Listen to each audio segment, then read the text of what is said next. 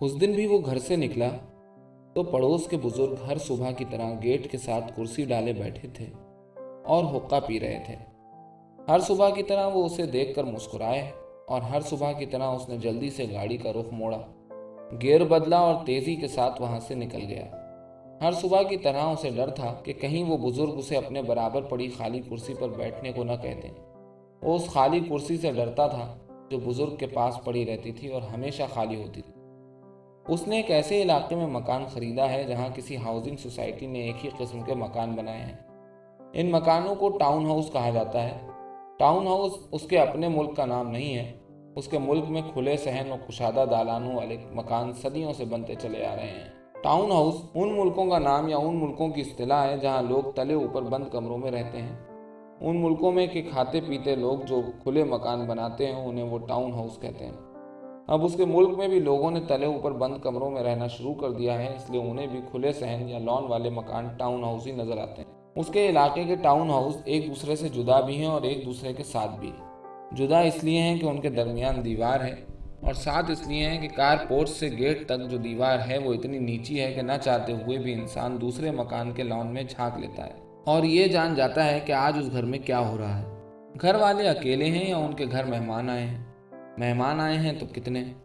उस town house का छोटा सा लॉन सिर्फ घास लगाने या फूलों की चंद क्यारियां बनाने के काम ही आ सकता है। बच्चे उसमें खेल नहीं सकते कि इतनी जगह ही नहीं होती, और बड़े उसमें बैठ नहीं सकते कि एयर कंडीशनर्स के ज़माने में मेहमानों को लॉन में बिठाना आदाब के खिलाफ है। जब मेहमान नहीं बैठ सकते तो खुद क्यों बाहर बैठे। बच्चे बाहर पार्क में खेलने निकल जाते हैं और माँ अकेली ही या बाप के साथ उनकी निगरानी करती है। शाम को मियाँ बीवी दोनों किसी पार्टी पर निकल जाते हैं या अपने घर लोगों को बुला लेते हैं। खुले लॉन और खुले गेट का फायदा सिर्फ पड़ोस वाले बुजुर्ग उठाते हैं जो पहले शायद किसी गांव में रहते थे और अब अपने इकलौते बेटे की वजह से यहाँ आ गए हैं। उनका बेटा कोई सरकारी अफसर है कि उसके घर में अक्सर सरकारी गाड़ियाँ खड़ी रहती हैं और आए दिन दावतों का हंगामा चलता है। वो बुजुर्ग गर्मियों की रातों में लॉन में मच्छरदानी लगाकर सोते हैं। कहते हैं जो मज़ा खुले आसमान तले सोने में आता है वो मज़ा बंद कमरों में कहाँ। रात भर सोते रहो या जागते रहो, अपनी मर्जी है। जिस वक्त चाहो हुक्का पी लो, खांस लो, खंखार लो, किसी की परवाह नहीं है। सुबह काजिब के साथ उठ जाओ, वजीफे पढ़ते रहो, फजर हो तो दो गाना पढ़ो और फिर गेट पर कुर्सियां डालकर बैठ जाओ। ये बात उन बुजुर्ग ने उस वक्त कही थी जब वो हक़ हमसायगी अदा करने उनके घर गया था। लेकिन उसी दिन उनकी बहू ने उसकी बीवी से कहा था कि साथ साथ बंद कमरों वाले घर में हुक्का पिया जाए तो सारे घर में तंबाकू की बदबू फैल जाती है। आखिर हमें अपने बच्चों का ख्याल भी तो रखना है। अब्बा जी हुक्का पीने से बाज नहीं आते, इसलिए उनसे कह दिया है कि चूंकि आपकी आदत खुले आंगन में सोने की है इसलिए आप लॉन में सो जाया कीजिए। वो भी खुश, हम भी खुश। अभी गर्मियां हैं, सर्दियों में अब्बा जी के लिए पीछे एक कमरा बनवा देंगे। वो बुजुर्ग अपने गेट के साथ इस तरह बैठते हैं कि जब वो गाड़ी बैक करके निकालता है तो उसकी नज़र उन पर ज़रूर पड़ती है। वो उसे देखकर मुस्कुराते हैं और वो डर जाता है कि कहीं उसे अपने बराबर वाली खाली कुर्सी पर बैठने को न कह दें। वो तेज़ी से गाड़ी निकालता है और फौरन ही रफ्तार तेज कर देता है। वो दफ्तर पहुंचता है, काम करता है, कॉफ़ी पीता है, दूसरों को पिलाता है, फिर थक जाता है। दोपहर में वो खाना नहीं खाता, सिर्फ दो टोस्ट और कोई फल खा लेता है, फिर थोड़ी देर सोफे पर लेटता है। इतनी देर वो किसी से नहीं मिलता। दफ्तर से उठकर वो घर नहीं जाता कि घर वाले सो रहे होंगे। 5 बजे से पहले खामखा तंग करना ठीक नहीं है। दफ्तर से उठकर वो आमतौर पर शहर के बड़े और खुशनुमा बाग में वाक़ लाइब्रेरी चला जाता है। एयर कंडीशन लाइब्रेरी में दुनिया भर के अखबार और रिसाले देखता है और अपनी पसंद की किताब तलाश करता है। वहाँ से निकलकर वो रंग बिरंगे फूलों से लदी बाग की रविशों पर टहलता है। फिर शाम हो चुकती है और वो घर चला जाता है। लेकिन आज उसे एक जलसे में जाना है। जलसा 5 सितारों वाले एक होटल में हो रहा है। वो जलसे में पहुंच जाता है। बड़े बड़े सियासी और समाजी मुफक्किर खिताब कर रहे हैं। खलीज की जंग के बाद अपने मुल्क की दिफाई और इक़्तिसादी हिकमत अमली पर बातें हो रही हैं। उस जंग के बाद दुनिया में उभरने वाली सुप्रीम ताकत के अज़ाइम का मुकाबला करने पर गौर किया जा रहा है। सुपर पावर की हैसियत से सोवियत यूनियन के खात्मे का मातम किया जा रहा है। मुल्क के अंदर इस्तेसाली ताकतों की साजिशों को बेनकाब करने की बातें हो रही हैं। वो पूरे इन्हिमाक के साथ उन सब की बातें सुन रहा है। इतने में कोई शख्स पीछे से आकर उसके कान में कहता है, आप भी कुछ बोलेंगे? वो घबरा जाता है। आप जानते हैं मैं कैसे बोल सकता हूँ। मैंने कहा शायद। वो शख्स सर हिलाता है और चला जाता है। ये साहब सोवियत यूनियन टूटने से पहले कुछ और कहते थे। एक शख्स अपने बराबर वाले से कहता है। वो उनकी तरफ नहीं देखता लेकिन अपने कान भी बंद नहीं कर सकता। यार सब ऐसे ही हैं। दूसरा शख्स कहता है, हम तो 50 साल से ऐसी ही बातें सुन रहे हैं। अगर बातों से इनकलाब आना होता तो अब तक कई इनकलाब आ चुके होते। खैर ऐसी भी बात नहीं है, अब तक जो तब्दीलियां आई हैं वो इन बातों की वजह से ही आई हैं। दूसरा आदमी खुसुर पुसुर करके खामोश हो जाता है कि उसके साथ वाला गुस्से से उसे घूर रहा है। तब्दीलियां ये आई हैं कि भाई भाई को मारने लगा है। कोई पीछे से आवाज लगाता है। सब अपना उल्लू सीधा कर रहे हैं। पहले शख्स ने शायद इस शी को नजरअंदाज कर दिया है। भाई आप खामोश नहीं रह सकते, बातें करना है तो मेहरबानी से बाहर तशरीफ ले जाइए। वो उठकर बाहर आ जाता है। अभी सूरज डूबने में देर है। वो बाग की तरफ गाड़ी मोड़ लेता है। लाइब्रेरी की तरफ नहीं जाता। बाग के अंदर खामोश और पुरसुकून सी जगह देखकर एक झाड़ी के साथ गाड़ी खड़ी कर लेता है। अपने दाएं बाएं गाड़ी के दरवाजे पूरे खोल देता है। फिर सीट पीछे की जानिब फैलाता है, उस पर लेट कर आंखें बंद कर लेता है। कितना सुकून है, कितना आराम है। कोई नहीं देख रहा है लेकिन उसे एहसास होता है कि कुछ लोग उसे देख रहे हैं। उधर से गुजरने वाले उसे देखते हैं और उसके इस तरह लेटने पर खुसुर खुसुर भी करते हैं। कुछ लड़के लड़कियां उसके सामने खड़े भी हो जाते हैं। वो हंस रहे हैं। वो सीधा होकर बैठ जाता है, सीट ठीक करता है, गाड़ी बंद करता है और पहाड़ी की तरफ चल देता है। रास्ते में दरख्तों के नाम पढ़ता जाता है। खुश होता है कि उसने चंद और पेड़ों के नाम जान लिए। उसकी मालूमात में इजाफा हुआ। फिर याद आता है कि बहुत दिन पहले जब इसी तरह वो यहाँ आया था और नए नए दरख्त दरियाफ्त कर रहा था तो उस वक्त भी उसे ऐसा ही एहसास हुआ था। उस वक्त भी ये सब कुछ नया नया लगता था। फिर वो पहाड़ी पर चढ़ता है, तेज कदमों से दौड़कर। अभी ताकत है उसमें दौड़कर ऊपर चढ़ने की। अभी उसकी सांस नहीं फूलती, दिल की धड़कन इतनी तेज नहीं होती कि सीने में दबाव महसूस हो। वो खुश होता है और अपने सीने पर मुक्के मारता है चिंपैंजी की तरह। सबसे ऊपर वाले हिस्से में पहुंचकर वो एक खाली बेंच पर बैठ जाता है। सांस ठीक करने नहीं, बस वैसे ही कि इतने ऊपर चढ़कर और क्या किया जा सकता है। सामने दो बच्चे खेल रहे हैं, उनके साथ दो नौजवान औरतें हैं। शायद एक माँ है उनकी और दूसरी खाला फूफी भी हो सकती है। बहरहाल नौजवान हैं, उन्हें लड़कियां भी कहा जा सकता है। उसे महसूस होता है कि उनमें से वो लड़की जो छोटी है उसे देख रही है। वो उसकी तरफ देखता है तो शर्मा कर मुंह दूसरी तरफ फेर लेती है।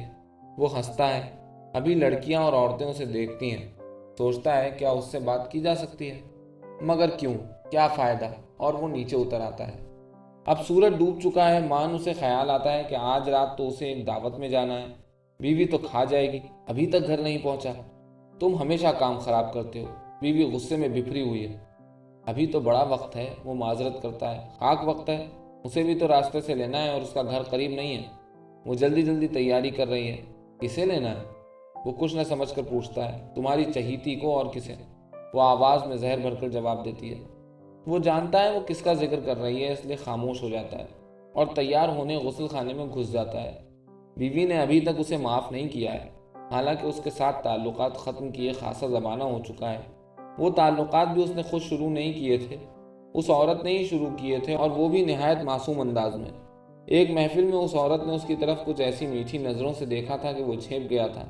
हालांकि वो ऐसी कितनी ही औरतों को भुगत चुका था, लेकिन फिर मालूम नहीं क्यों उसने खुद ही कुछ ऐसे अंदाज में उस खातून के साथ बातें शुरू कर दी थी कि ताल्लुकात की नौयत ही बदल गई थी और फिर वो रिश्ता गहरा होता चला गया था। उसकी बीवी भी ये सब कुछ भांप गई थी और उसने इशारों इशारों में ऐसी बातें की थी कि वो मुहतात हो गया था। क्या इस उम्र में बना बनाया घर बर्बाद किया जा सकता है? बस एक हद तक ही। उस हद से आगे लक्ष्मण रेखा खत्म हो जाती है। इसलिए उसने अपने आप को पीछे हटाना शुरू कर दिया था। उन्हीं दिनों उस खातून ने उससे एक ऐसी बात की थी जिसे आज भी वो याद करता है तो उसे झुरझुरी सी आ जाती है। उसने गुस्से में कहा था, तुम्हारे साथ अच्छा नहीं होगा। अब भी वो सोचता है कि उसका मतलब क्या था, तो उसकी समझ में कुछ नहीं आता, लेकिन इतना ज़रूर जानता है कि उसने अपना घर बचा लिया था। 1-1.5 साल उस खातून के साथ उसके बहुत ही गहरे ताल्लुकात रहे थे। उसके बाद भी ताल्लुकात ख़त्म नहीं हुए, सिर्फ उथले हो गए। मगर उसकी बीवी ने उस औरत के साथ अपने ताल्लुकात बरकरार रखे। ये बीवियां भी खूब होती हैं, तमाशा देखती हैं। दोनों घरों में उसी तरह आना जाना आज भी है।